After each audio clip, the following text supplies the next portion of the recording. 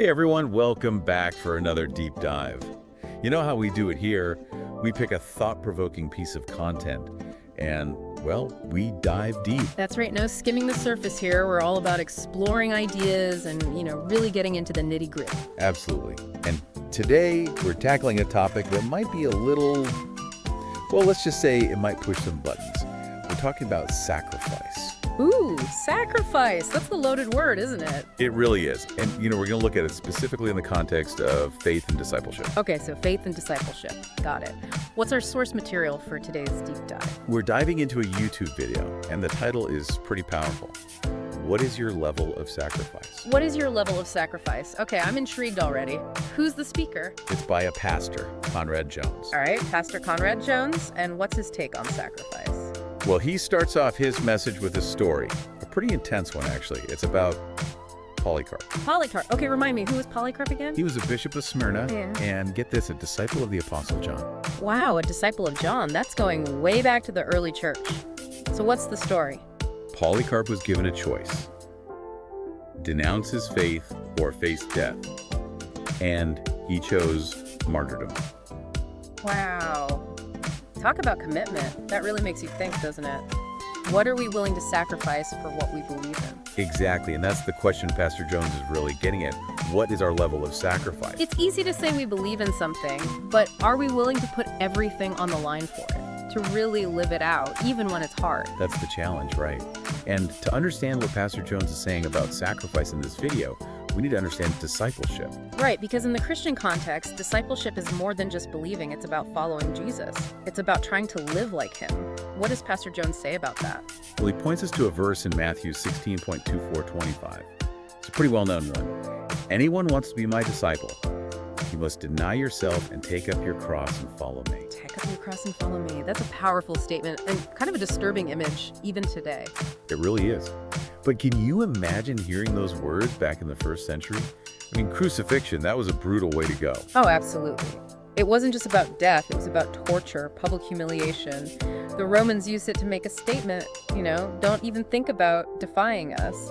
So when Jesus told his followers to take up their cross, he wasn't speaking metaphorically.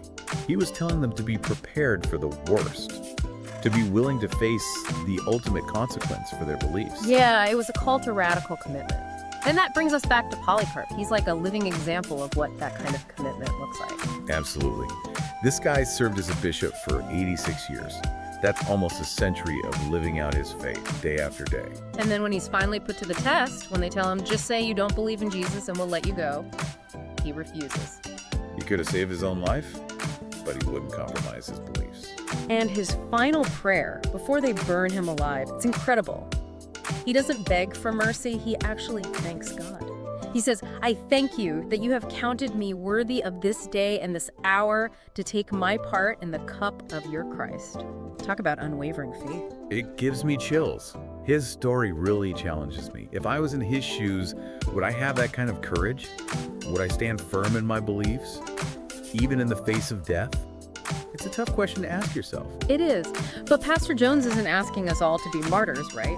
He's talking about our everyday level of sacrifice. He's not saying we all have to die for our faith, but he's asking, are we living it out in our daily lives? So what are our crosses today? We're not facing Roman persecution, but I bet we all have things we're clinging to, things we're afraid to let go of. Right, and that's where the idea of sacrifice comes in. It's about recognizing that sometimes following Jesus means giving things up. It might not be our lives, but it might be our comfort, our security, our reputation. It might be our pride. Sometimes it's harder to admit we were wrong than to suffer the consequences of our mistakes. Oh, definitely. And sometimes it's about putting others first, even when it's inconvenient. Yeah, like when Pastor Jones talks about answering Jesus' call in any matter of life, it makes me think about all the little choices we make every day. The opportunities to be kind, to be generous, to stand up for what's right. Exactly. It's not just about these big dramatic moments of sacrifice. It's about the everyday stuff. It's about cultivating that mindset of putting God first, putting others first, even in the smallest things. And that can be tough, right? Our human nature is to look out for number one, to protect ourselves, to prioritize our own needs. It is. But that's what makes it so challenging and so rewarding. Sacrifice isn't easy, but it's the path to real growth, to real freedom. And you know what? It's not just about giving things up. It's about what we gain in the process.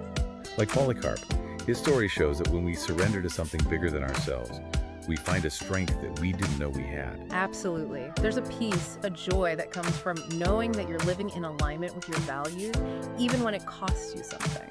You know, it's funny, the pastor didn't really talk much about why Polycarp was so unwavering in his faith. What do you think gave him that kind of deep, unshakable belief? That's a great question. It's hard to say for sure, but considering the time he lived in, I mean, imagine seeing your friends, fellow believers, persecuted, imprisoned, even killed for their faith. It must have been terrifying. Yeah, and yet Polycarp's faith didn't waver. It makes me think his faith wasn't just about head knowledge, it was about a lived experience. Maybe it was the miracles he witnessed, the strength he saw in other believers, the deep sense of community and purpose that he found in the early church. It makes you think, how do we cultivate that kind of deep-rooted faith in our own lives? Right. It's not something that just happens overnight. It takes intentionality, it takes practice, it takes spending time with God, learning from His Word, and surrounding ourselves with other believers who can encourage us and challenge us. So, to our listeners out there, I'll leave you with this. Think about what you're truly living for. What are you willing to sacrifice for?